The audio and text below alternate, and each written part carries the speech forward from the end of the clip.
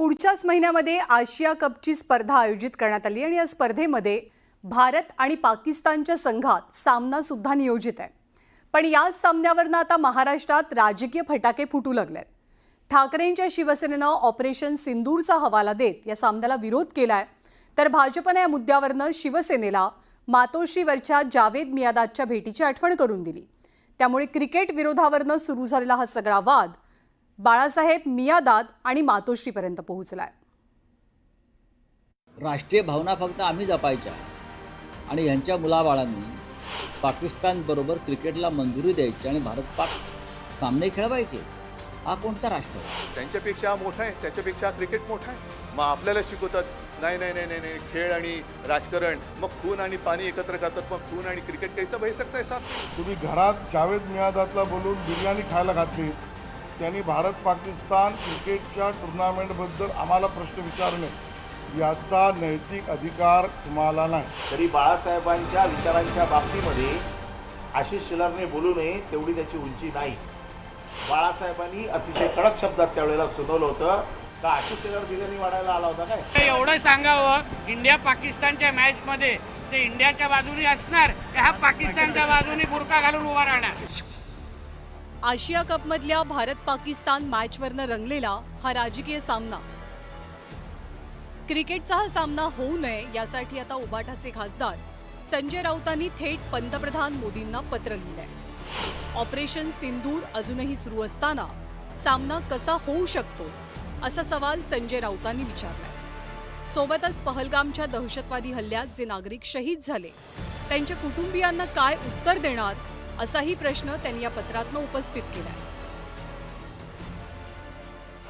Operation सिंदूर सुरू असताना पहलगाममध्ये सांडलेल्या भारतीयांच्या रक्ताचे डाग सुकले नसताना, जी कुटुंबीय पोरकी झाली त्यांचे अश्रू थांबले नसताना, पाकिस्तानबरोबर क्रिकेटला प्रधानमंत्र्यांनी परवानगी देणं यासारखा सरकारचा बेशरमपणा नाही।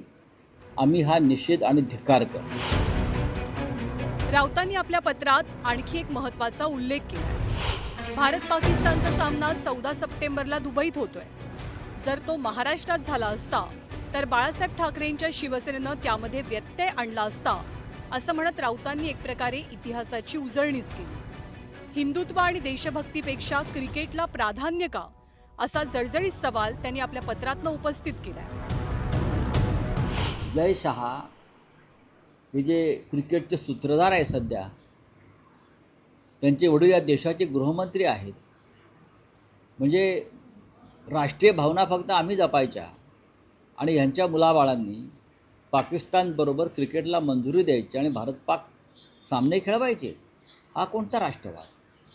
त्याला मी देशद्रोह म्हणतो। संजय राऊतांच्या याच भूमिकेमागे ठामपणे उभे आहेत ते आदित्य ठाकरे। भारत पाकिस्तान सामन्याला क्रीडा मंत्रालयानं मंजुरी देण्यावरनं त्यांनी भाजपला चांगलेच टोले लगावले।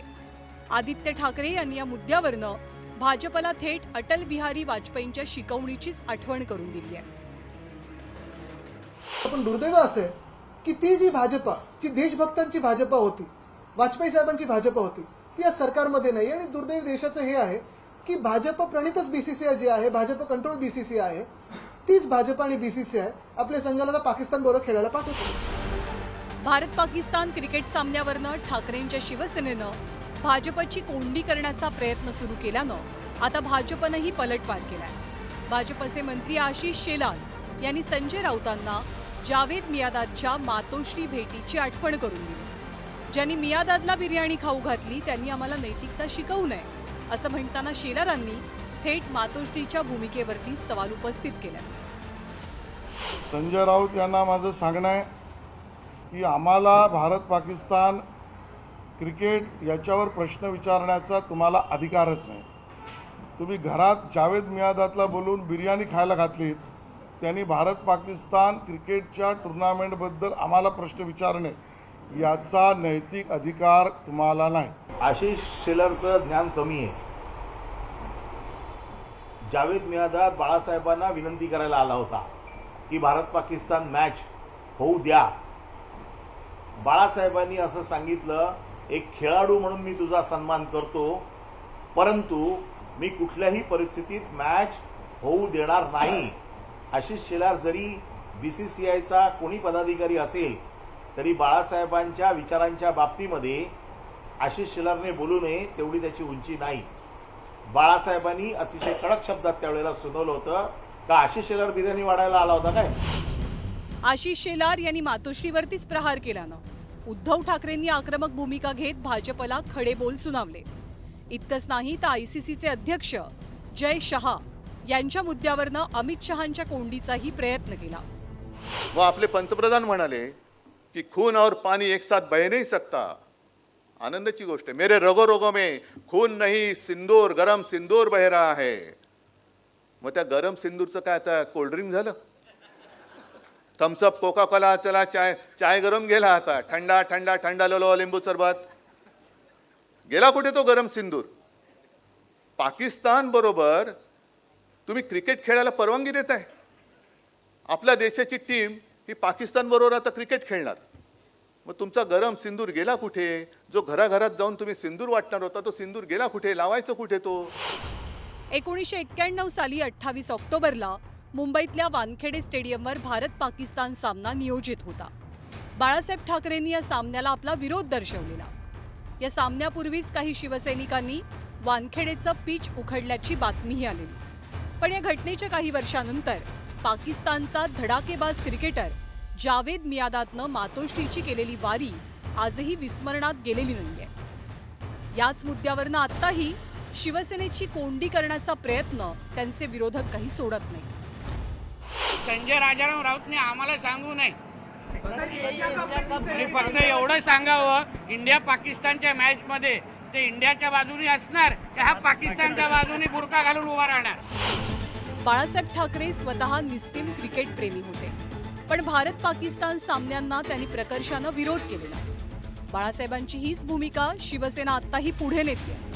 त्यातूनच आशिया कपमधल्या भारत पाकिस्तान सामन्याला वाढता विरोध होताना दिसतोय. त्यामुळे क्रिकेटच्या पिचवरनं राजकीय मैदानात सुरू झालेला हा सामना कुणाच्या बाजूनं झुकतो ते पाहावं लागेल. Bureau report, news 18 Lokmat.